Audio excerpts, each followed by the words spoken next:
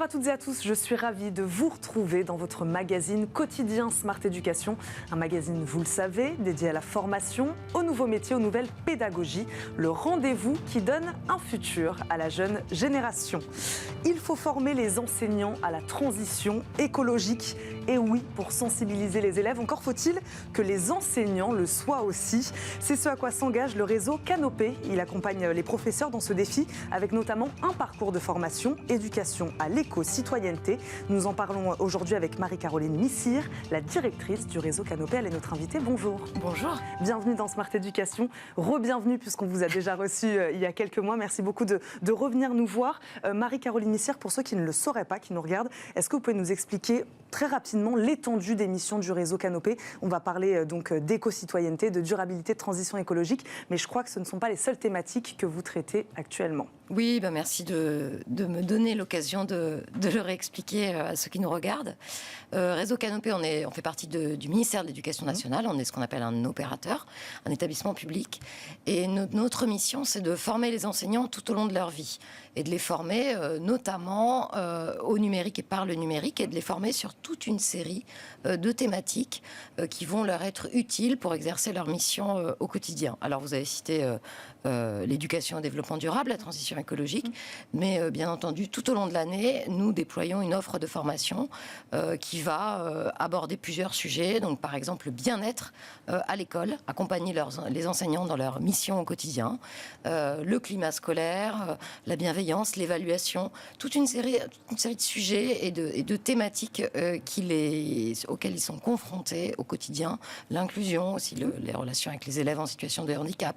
Voilà, donc c'est une offre extrêmement fournie et on a pour caractéristique d'être assez spécialisé sur le numérique, vous l'avez compris, on en avait parlé lors de ma dernière venue, mais aussi d'avoir des lieux physiques, des ateliers Canopé dans tous les départements. Donc on est vraiment un réseau de proximité pour les enseignants qui peuvent se former chez nous de manière hybride, comme on dit aujourd'hui, donc en présentiel, dans nos ateliers ou à distance sur nos plateformes. Alors expliquez-nous, puisque c'est ce qui nous intéresse aujourd'hui, quand est-ce que cette thématique de la formation au développement durable vous est apparue comme essentielle, ou en tout cas vous vous êtes dit, là il y a un enjeu, il faut former ces enseignants à la transition écologique. Pourquoi selon vous, derrière ça ma question, c'est pourquoi selon vous l'école serait un lieu où la sensibilisation aux enjeux de développement durable est importante? Eh bien, alors, soulignons d'abord que cette formation aux enjeux de l'EDD, comme on dit dans notre jargon, l'éducation au développement durable, n'est pas récent. Depuis plusieurs années déjà, le réseau Canopé participe à un forum qui se tient à Amiens tous les ans, de manière hybride maintenant, évidemment. Donc, c'est pas nouveau que vous vous intéressez à cette thématique? Absolument. Et l'ensemble du ministère, dans les académies, etc. Et puis, l'EDD, vous le savez, est aussi inscrit dans les programmes et est abordé par plusieurs disciplines. Pas nouveau, premier point.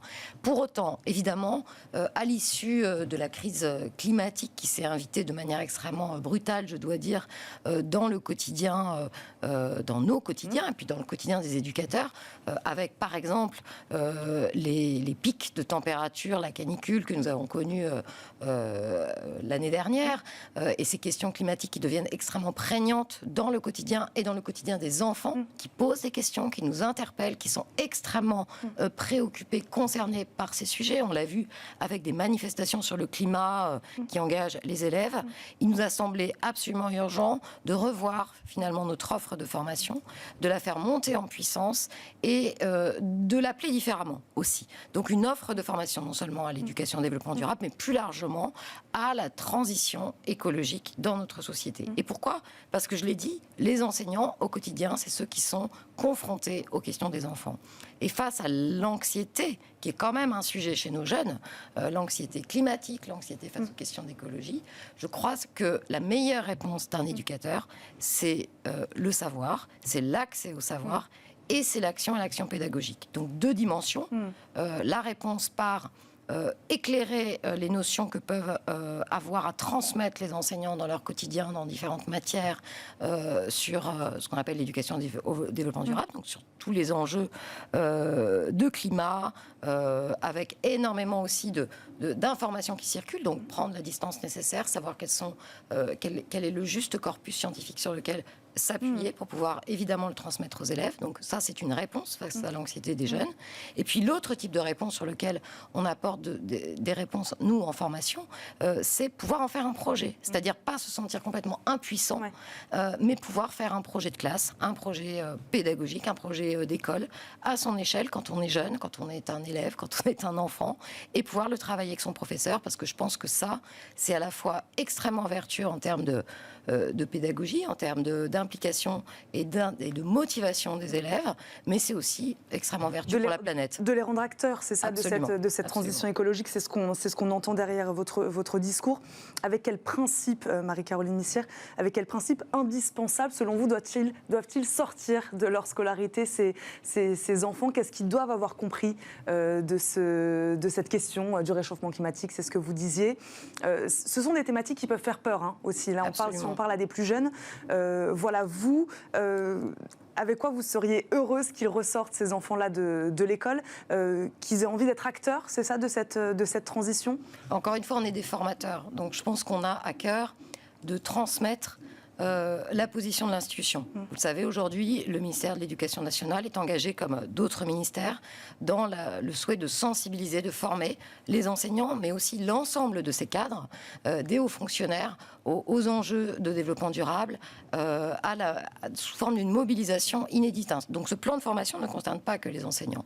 Donc pour répondre à votre question, je crois que ce qui me paraît le plus important, parce que cette anxiété, elle est très forte chez les enfants et chez les jeunes, c'est de se dire qu'avec l'accès au savoir que propose le professeur, et avec cette réinscription dans un ensemble de disciplines aussi de cette question de la protection de la planète, avec cette approche finalement cognitive de ces sujets, on peut agir, on peut être acteur et qu'on n'est pas passif. Et ça, je crois que faire des enfants des éco-citoyens, puisque c'est aussi le titre d'un de nos parcours, c'est aussi ce que l'on vise. Alors en écoutant les professeurs, c'est-à-dire il ne s'agit pas d'avoir une position d'autorité ou d'être vraiment dans une position très verticale, en écoutant leurs besoins. Ces formations d'ailleurs, est-ce qu'elles se font, comment ça marche? Est-ce qu'elles se font sur la base de volontariat? Est-ce que c'est des formations obligatoires? Est-ce que ce sont des enseignants qui sont déjà sensibilisés à cette question de la transition écologique? Ou est-ce que c'est pas intéressant peut-être d'aller chercher ceux qui ne le sont pas du tout et de les amener vers ça? Vous donner quelques chiffres.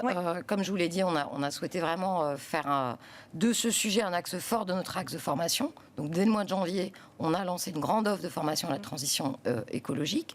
Et en l'espace d'un an, en fait, le nombre d'enseignants qui se forment chez nous à ces sujets a été multiplié par 3. Donc entre 21 et 22, on a eu 4500 enseignants qui sont venus se former à Canopé sur ces thématiques. Alors bien sûr, ce sont des enseignants qui sont peut-être déjà sensibilisés à la question, mais ce qu'on voit de très intéressant, c'est que au sein du ministère de l'Éducation nationale, où vous le savez, vous avez des formations qui sont obligatoires ou prescrites et co-construites avec les académies, cet axe de l'EDD, de l'éducation et développement durable, devient extrêmement structurant, important, très demandé par les professeurs. Et puis il y a tout le volet d'auto-formation, c'est-à-dire une formation qu'on va souhaiter approfondir, que propose aussi Canopé. Et là, c'est là que le distanciel peut être aussi intéressant pour avoir un parcours et pour avoir accès à une formation très approfondie sur ces sujets. Vous parliez de rendre actifs ces acteurs, que ce soit les élèves ou les enseignants, actifs de cette transition écologique. De quelle manière votre méthode et le contenu de la formation est opérationnel? Vous parliez d'ateliers. Expliquez-nous, voilà, est-ce que vous leur fournissez à ces enseignants des ateliers clés en main un peu à reproduire en classe? Voilà, comment ça marche? Alors, le clé en main chez les enseignants, c'est quelque chose qui peut être sujet à caution. Ouais.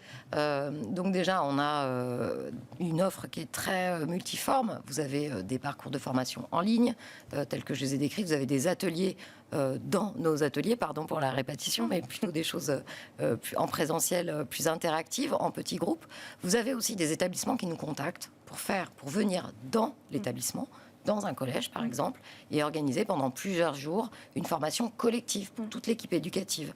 Donc vous avez vraiment, à la fois dans les formats que l'on propose, qui vont d'ailleurs jusqu'au podcast, on a une offre de podcast sur ces sujets, et dans les thématiques qu'on va aborder, une très grande diversité. Donc ça m'est difficile de répondre de manière univoque, mais effectivement, sur le côté clé en main, On n'est pas dans la théorie, voilà, elle était là ma question. Non, absolument pas. On va essayer de se dire comment l'enseignant va pouvoir intégrer dans sa pratique ces sujets. Donc il y a deux façons de le faire. Effectivement, avoir accès à un corpus actualisé de notions de sensibilisation, mais on va toujours essayer d'avoir une approche pédagogique. Ouais. Parce qu'on peut faire de la sensibilisation à la protection du climat sans avoir une approche pédagogique. Et d'ailleurs, qui peut être appliquée dans d'autres ministères, comme je le disais tout à l'heure. Mais là, quand on s'adresse à des enseignants, il faut évidemment penser que, ils n'ont pas beaucoup de temps à nous consacrer. Donc, il va falloir les intéresser. Ouais. Et puis, être très concret aussi. C'est-à-dire répondre à cette question, comment dans mon quotidien, quand j'ai 50 minutes de cours devant moi, je peux essayer de mener un projet avec mes élèves, sensibiliser les enfants à ces questions, et donc à travers différents supports. Vous dites pas beaucoup de temps pour les former. Est-ce qu'ils ont du temps pour reproduire justement ces cours en classe, les enseignants? Alors, comment ils inscrivent des formations comme la vôtre dans un cursus scolaire? Alors, on ne leur propose pas des cours, on leur propose vraiment des notions qu'ils peuvent réintroduire dans leur temps de classe. Je prends l'exemple d'un projet, par exemple. C'est-à-dire que quand vous voulez mener un projet avec des élèves, vous avez effectivement besoin d'appréhender un certain nombre de dimensions. Par exemple, le temps à y consacrer, le temps du projet. Et puis, évidemment, les partenaires possibles pour mener ce projet. Donc, on va, par exemple, présenter des modalités de projet pédagogique qui vont pouvoir être menées avec les enfants. Mais on va aussi dans ces parcours d'éducation et développement durable, aborder des sujets peut-être plus techniques, plus scientifiques concernant la transition écologique. Et puis on va essayer à chaque fois de les raccrocher à des disciplines aussi, pour sensibiliser nos collègues du secondaire qui sont évidemment très attachés à leur discipline. C'était ma question justement. On va terminer là-dessus. 30 secondes, Marie-Caroline Missière. Est-ce qu'il y a une bonne formule véritablement pour engager ces élèves de manière active demain dans la transition écologique? Est-ce qu'il y a une bonne formule? Je crois encore une fois, écoutons les enseignants. C'est-à-dire, ils sont face à des enfants qui sont anxieux, mais qui sont extrêmement curieux aussi. Je pense que l'école doit s'inscrire dans la société telle qu'elle est. La société, aujourd'hui, est traversée, bouleversée par ces questions écologiques. C'est une priorité dans le champ gouvernemental. Et donc, l'école ne doit pas rester en dehors de ça.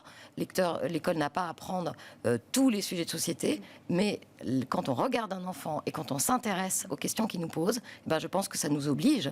Et puis, encore une fois, les chiffres que j'ai donnés tout à l'heure traduisent vraiment un intérêt marqué de notre public pour ces sujets en formation. Est-ce que le réseau Canopé peut porter tout ce poids de la formation et de ses besoins en formation sur ses épaules? Jamais tout seul, avec notre ministère, avec l'ensemble des académies engagées sur ces sujets, et puis les associations qui sont à nos côtés pour mener ce travail. Merci beaucoup Marie-Caroline Missière d'avoir répondu à nos questions aujourd'hui dans Smart Éducation, de nous avoir parlé de ce parcours de formation éducation à l'éco-citoyenneté. Je rappelle, vous êtes la directrice du réseau Canopé. Merci beaucoup d'avoir été avec nous aujourd'hui. Merci à vous de nous avoir suivis. On se retrouve très vite pour un prochain numéro. À très vite sur Bismart. Ciao.